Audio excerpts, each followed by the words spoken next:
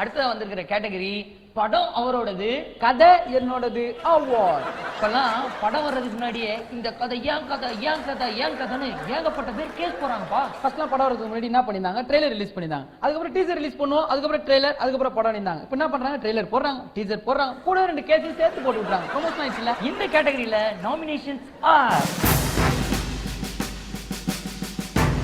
படத்துல செவருக்காக சண்டை போட்டதை விட கோர்ட்ல கதைக்காக ஜாஸ்தி சண்டை போட்ட மெட்ராஸ். படம் ரிலீஸ் ஆகி 4-5 நாள் ஹவுஸ்ஃபுல்லா ஓடி பிளாக் பஸ்டர் ஹிட்னு தெரிஞ்சோன்னே அப்போ டெஃபினட்டா அது ஏன் கதை தான் சண்டை போட்ட கத்தி. படத்தோட டீசர்ல தலைவர் போட்ட ஷூவை பார்த்து அப்படின்னு ஷாக் ஆகி இது ஏன் கதை தான் கேஸ் போட்ட லிங்கா. இந்த 3 நாமினிஸ்ல வின்னர் யாருன்னு தெரிஞ்சுக்கிறதுக்கு ஆவலா இருக்கீங்களா? அங்கதான் வைக்க போறோம் twist. And the winner is அரண்மனை.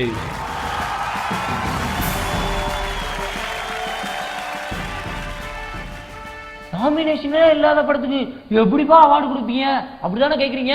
அங்கதான் இவர் சொன்ன அந்த ட்விஸ்டே இருக்குது. என்ன மேட்டர்னு சொல்லி உள்ள போய் எட்டி பார்த்தா அரண்மனை படம் ஏற்கனவே நம்ம பி வாசு எடுத்த சந்திரமுகி படத்தோட காப்பி. இந்த விஷயம் பி வாசுக்கே தெரியாதுன்னா பாத்துக்கேப்பா அப்படின்னு சொல்லிட்டு நிறைய பேர் ஃபீல் பண்றாங்க. இந்த படம் வேற மிகப்பெரிய ஹிட், அதனாலதான் இந்த படத்துக்கு அவார்டு கொடுத்தோம். இது யாருன்னா கண்டுபிடிச்சிருக்கீங்களா அதுக்கு முன்னாடி? ஐயோ அவார்ட்ல அடுத்ததா வந்திருக்கிற கேட்டகரி பாலு அவார்ட். அந்த காலத்துல ஹரிச்சந்திரா அப்படின்ற படம் 3 தீபாவளிக்கு ஓடிச்சு.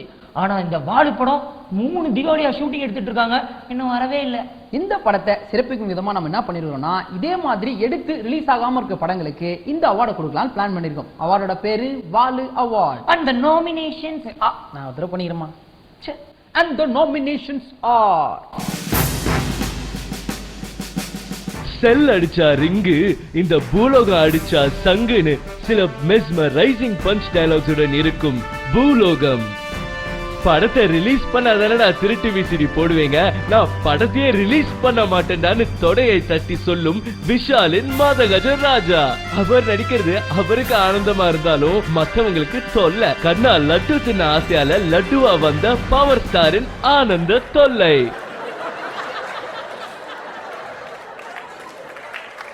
இந்த 3 நாமினிஸ்ல வின்னர் யாரு தெரியுமா? நானும் மதுரைக்காரன் தான்டா. எவனா இருந்தாலும் வெட்டுவேன். நான் மதுரைக்காரன் தான்டா. எவனா இருந்தாலும் வெட்டுவேன். நான் மதுரைக்காரன்டா. And the winner is விஷாலின் மாதகஜ ராஜா.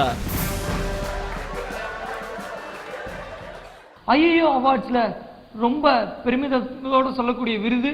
இந்த விருதை சொல்லும் போது எனக்கே கண்ணு கலங்குது. வாழ்நாள் வேதனையான விருது. இந்த அவார்டை வாங்குறதுக்கு டேலண்ட் வேற வேற வேற லெவல்ல இருக்கணும். யூனிக் ஃபீச்சர்ஸ் நிறைய இருக்கணும். இவருக்கு ஈடு இணை இங்க இல்லவே இல்லை அப்படின்ற ஃபீல் இருக்கணும். மக்களா பார்த்து இது வரைக்கும் நீ பண்ணதெல்லாம் போதுண்டா சாமி, எங்களை உற்று அப்படின்னு அழுதுனே கொடுக்குற அவார்ட் வாழ்நாள் வேதனையாளர் விருது. இந்த வருஷம் வாழ்நாள் வேதனையாளர் விருதை வாங்க போறது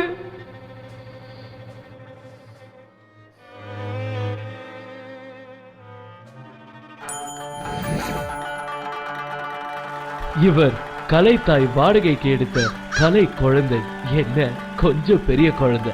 இவர் சாதனைகளை பார்த்து பொறாமைப்படாத, வியக்காத, ஏன் மூக்கில் கூட கை வைக்காத திரை பிரபலங்களே கிடையாது.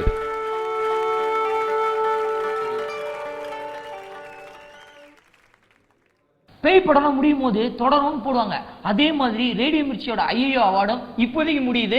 அடுத்த வருஷம் மீண்டும் தொடரும். இந்த ஐயோ அவார்ட்ஸ் உங்களுக்கு எப்படி பிடிச்சிருக்கா பிடிக்கலையா, தேருமா தேராதா, ஓடுமா ஓடாதா, இப்படி எது நீங்க நினைச்சாலும் நினைக்கிறதுக்கெல்லாம் முன்னாடி radio Mirchi Tamil YouTube channel அங்க இருக்குல்ல, அதை சப்ஸ்கிரைப் பண்றீங்க. பிடிச்சிருந்ததுன்னா லைக் கொடுங்க, பிடிக்கலன்னா ஷேர் பண்ணுங்க. ஓகேவா? இப்ப கடையை சாத்திட்டு நாங்க கிளம்புறோம். ஆனா டெய்லி உங்களை ரெட் அவார்ட்ஸ்ல 5 மணில இருந்து 9 மணி வரைக்கும் ரேடியோ மிர்ச்சி 98.3 FM மீட் பண்றேன். நான் ஆர்ஜே ஷா. ஆர்ஜே விஜய்.